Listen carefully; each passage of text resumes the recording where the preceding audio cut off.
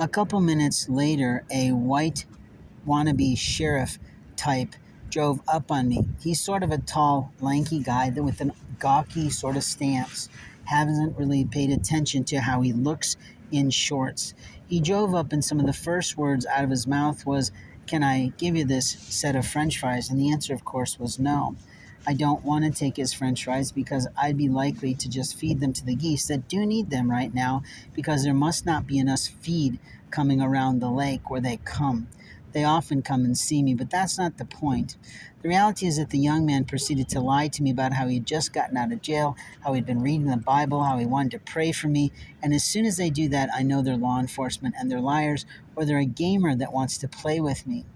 I don't know who's put my capabilities into a men's sexual assault network, but I am not gay and I am not interested in a man in any way.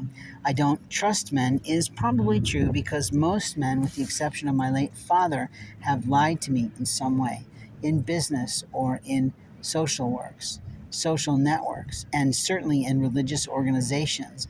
Many of the pastors I have met through my challenge when I still had a fully paid for business vehicle that was owned by me were great liars. They would reject me at the door, and that was immoral.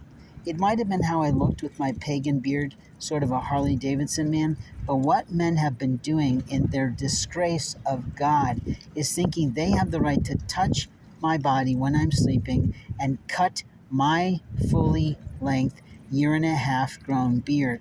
And this pipsqueak of a boy is coming up to me trying to feed me. He did, thankfully, and humbly donate $10 to the ministry so that I could buy a new journal across the street where I buy them. But the truth is, the minute I say that, they will take them off the shelf.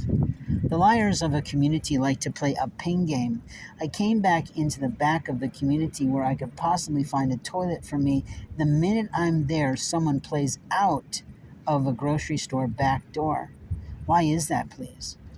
I am not wanting to play cat and mouse with your grocery store employees who deserve to be sued for their abuse of my privacy.